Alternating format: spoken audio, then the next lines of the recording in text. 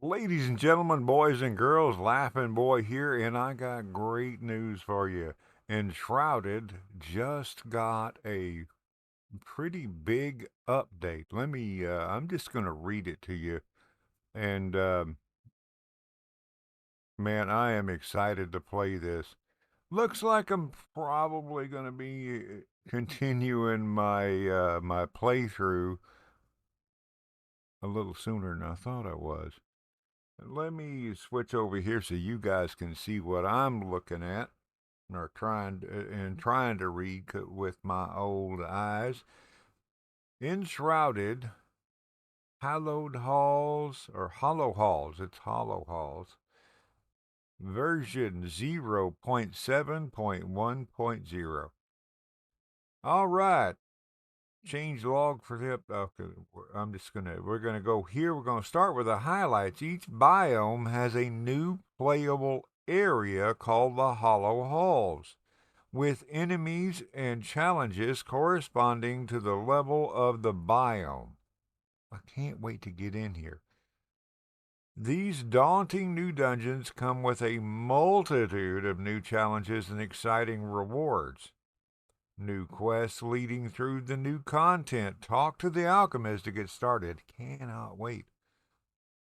New enemies await you in the depths. Oh man, I can't wait. I'm gonna keep saying that, I guess. A new survivor can be discovered in the Hollow Halls. Unlock a new crafting station with new recipes. I'm excited. New weapons, building blocks, furniture, decorative props, and more can be found. All right. The 60 hertz issue has been solved, providing a smooth experience on higher frame rates. All right. If my voice holds out. The farmer now offers potted plants to everyone who wants to add that little extra bit of color to the porch. Make sure that the base has access to a kiln to craft those pots. All right. Dillet, the carpenter, now offers a new set of round doors and windows. That should be interesting. The seedbed workstation now allows growing additional tree seedlings. Many trees receive new growing stages. That's interesting. Player characters can now sit on furniture such as chairs, benches, thrones, and toilets. The town of Willow Crush in the Rebel Woods has been completely reworked, and some other areas have been improved. Man, I'm looking forward to playing this.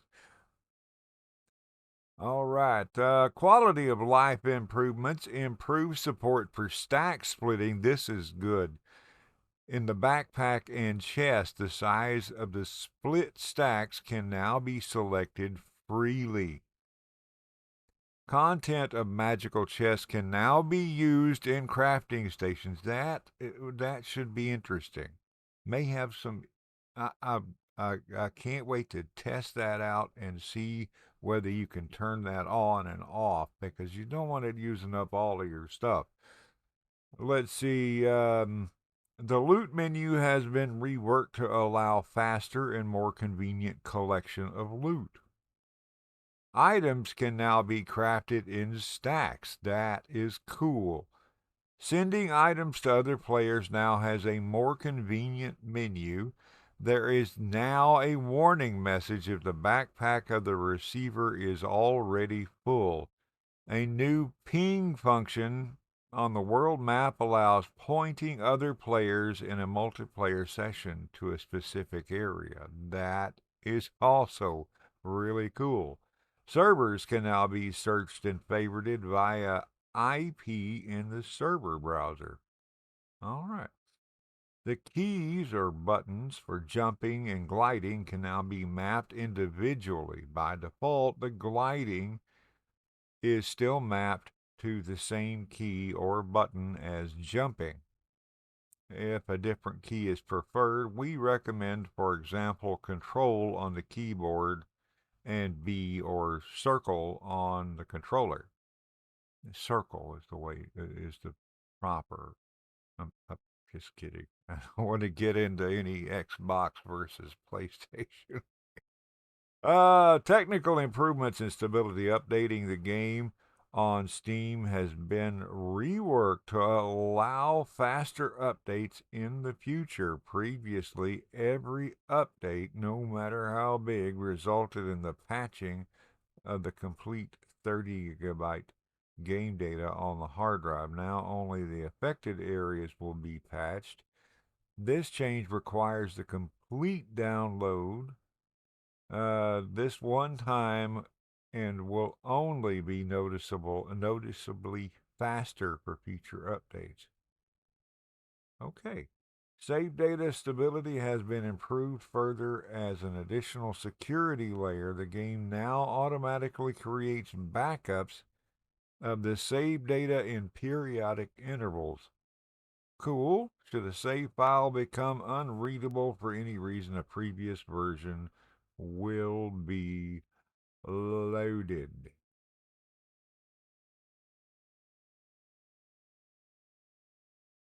All right, rendering and performance. Performance has been improved further. As always, performance and stability will remain a main focus while moving forward. I want to make sure that that's looking right, yeah.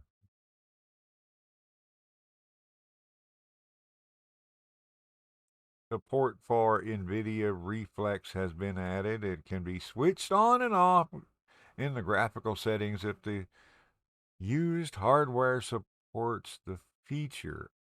Added a new setting to the graphical settings to control the sharpness of the image. Added a new setting to switch contact shadows on and off. Added an option to switch off optional micro spiders. The big spiders are still there, though piloted by tiny spiders inside their brain. Okay. All right. Look at all of this. Man, there's added more shields into the progression. The multi-shot skill no longer consumes multiple arrows when special arrows are selected. This made the skill too expensive overall. Sorry about all this time spent farming twigs. I like that. Update the functionality of the leech stat, e.g., on the Ring of Endless Life. It now has a chance to convert a percentage of the damage dealt to enemies into health for the player. The player's skill Bloodletting is no longer triggered by Light Burst and Acid Cone. Fixed an issue that caused too high critical damage for the Acid Cone spell. I think that sounds like a nerf to me. An incorrect consumption of mana was fixed when using both skills Begone and Sun Aura. Similarly, Begone combined with traps no longer causes mana consumption. Fixed an issue with blood rage caused by traps. Fixed incorrect application of stun in multiplayer when using the terror skill. The companion created by the necromancer still now okay. Let me redo that one if I can find it. The companion created by the necromancer skill still necromancer skill now follows the player around more actively. A little, I still tried to mess that up. I hope that thing can actually level up because when I had it, it was a level 1 and it got killed right away every time. And by the time you get to the point where that thing is actually a possibility, you're probably not going to be fighting level 1 creatures. Fixed an issue where the updraft skill could be triggered multiple times per glider flight. You're not supposed to be able to fly forever. No, you're not, Jonathan Livingston Seagull. Okay. I don't know. But anyway, um, the skill breach is no longer triggered with arrows. The skill breach is no longer triggered with arrows. Healing another player with water aura no longer backfires as damage when that player has counter strike. The skill Shell Shock now works as described, which we can all agree is probably for the best. I don't know that one, but Warden and Tower Aura no longer trigger while the player is down. When successfully overpowering enemies, the merciless attack can now be triggered faster. Small tweaks to durability of the various weapon types. Melee weapons lose durability slightly slower, wand slightly faster. Oh man, I use the wand. I use the wand a lot. Improved durability for rarer items. Oh, nice. Reaching ledges at the intended jump height is slightly more forgiving. All right. Fixing an issue where arrow and spell ammunition couldn't be cycled properly when using the Q or LT um, shortcut with certain items selected in the action bar. Okay. Fixed an issue where action bar and ammunition selection could skip slots on higher frame rates. Fixed an issue where eternal spells could be used up when simultaneously trying to throw explosive powder balls. Okay. Glad I didn't run into that one. Fixed instances where sounds caused by the skills or enemies could be heard by everyone in the party regardless of distance. Fixed an issue with the sickle scythe that sometimes got stuck in a wall after teleporting. Yeah, I didn't have that. I haven't run into that. My brother did, and it's kind of irritating. Loot from flying enemies spawns correctly on the ground now. Enemies now better find their way through door frames in similar spaces. Okay. Enemies and wildlife now use a higher resolution grid for pathfinding. Improved steering behavior for enemies and wildlife. Improved player camera behavior so it behaves less erratic when interacting with enemies. I hope they fix the thing where you sometimes invisible when you fast travel. I don't know. Improved enemy jump behavior. You thought you were safe? Think again. Oh man. Enemies can now block wand projectiles. Man, they just don't like my wand, do they? Wand projectiles no longer auto target bear traps. Okay. Using the wand to destroy props is easier now. Before, the homing feature of wand projectiles didn't work correctly on non enemy objects. Fix some cases where hitting the heads of enemies with arrows resulted in too low damage values. Okay. Headshots worked. The game now prohibits using the fast travel function while falling. Oh, me. I've never even tried that. You can't magic your way from gravity. I like that. Fixed an issue where interaction prompts were shown even though the interaction wasn't available, e.g., when sleeping. Fixed an issue where players could sit and regenerate stamina while falling. Didn't try that one either. Improve the jumping behavior while sliding down mud slopes. The player has now stronger forward momentum. All right, okay. Fixed several. Man, there's a lot of fixes in this. I'm running out of wind.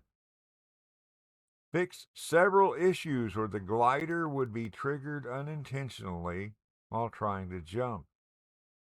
Fixed glitch that allowed getting catapulted into the air at pits. Okay, that would have been fun to try. Fixed glitch where the player could gain altitude by entering and canceling the glider, not a seagull. Okay. Fixed a stamina. Didn't try that one either. Fixed a stamina issue with hawk boots. The game now shows correct numbers when the player gains mana or stamina. Being affected by damage over time doesn't cancel the grappling hook. That's helpful. Climbing walls and glider anymore. Discrete hits still do. Okay. This will come in handy when for dungeons, just saying. All right. Fixed several clipping issues for armor pieces. Salvaging high rarity items in chest now works correctly. Okay. Man, there is a lot going on here. Ah.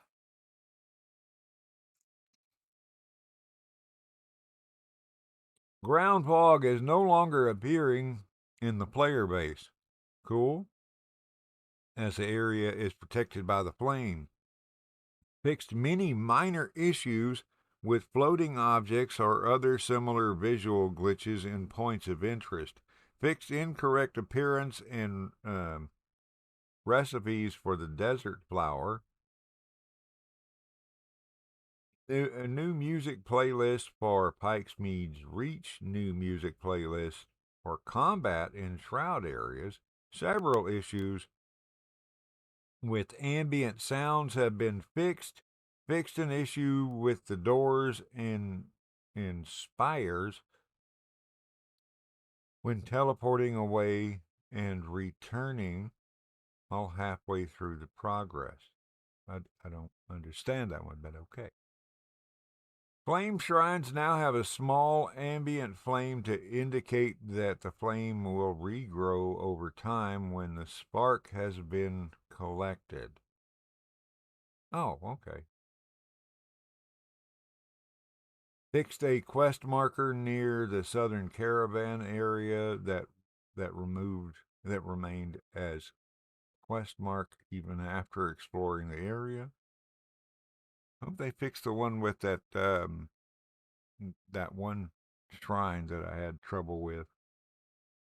Crafting, building, and terraforming. The visualization of the borders of the player base works now better with combined areas of several flame altars, and in cases where no build areas are intersecting into the base. Fixed an issue that terrain voxel would sometimes become transparent when building too close to the upper limit of the playable area. Updated some fireplaces that didn't offer the option for cooking or didn't give warmth for the resting buff. Fixed another instance of incorrectly saved growth state of plants such as berry bushes in the player base. Added a quest for the spinning wheel to increase the visibility of the workstation. Okay. It is now possible to craft flower soil with Emily. Flower soil lets flowers grow faster than regular soil. Does it work for flax? Such as that. That's okay. Improved, I guess it would. Improved alignment of several double doors to better fit the voxel grid. Fixed a rare issue where building shapes had been placed in a way that made it impossible to dismantle them as a whole. Fixed an issue where it was possible to build in margins of certain no build and no save zones. Hardwood is now used in additional recipes. That's good. For those that don't know, it's the really big trees. I found them, you can find them all through Rebelwood areas, for example.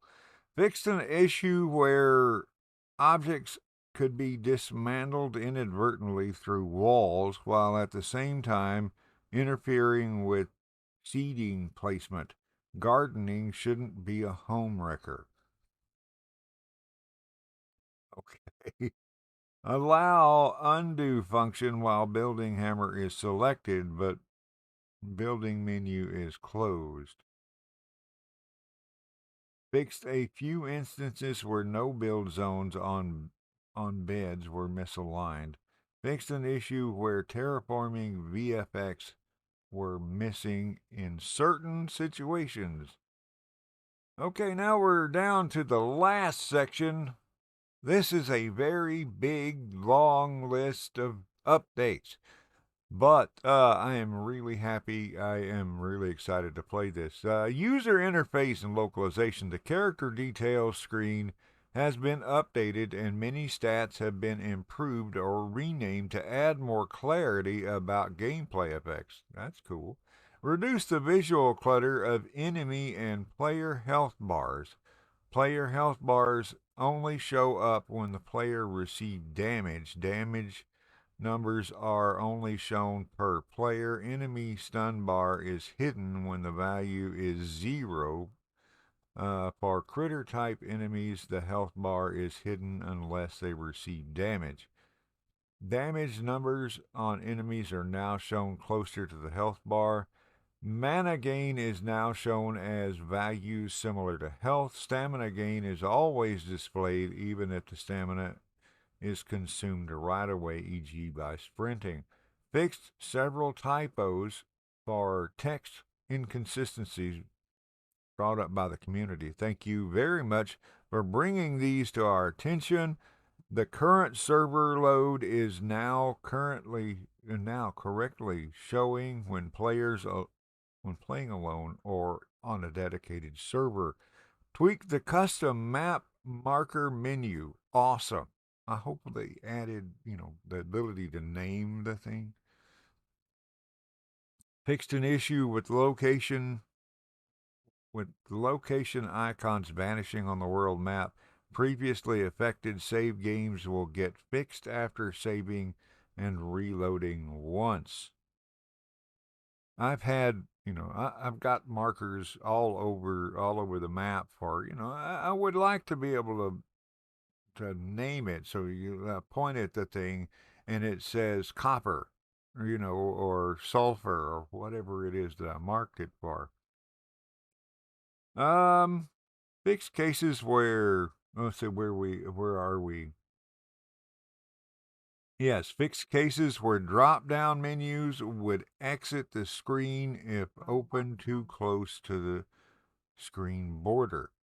Improved wording of several error messages. Disabled the please update graphics card driver message for older AMD graphics cards. Restored the charging progress indicator for staff spells. Fixed an issue for very long passwords in multiplayer sessions.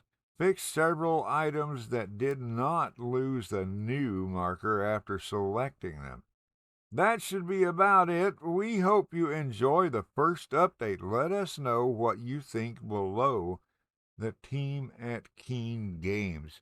Man, that is a big update, and I cannot wait to get in there and play the game. Thanks for watching. I hope you enjoyed it, and I hope it was informative. If it was, then please like, subscribe, and comment. Have a great day. Laughing Boy out. Bye-bye.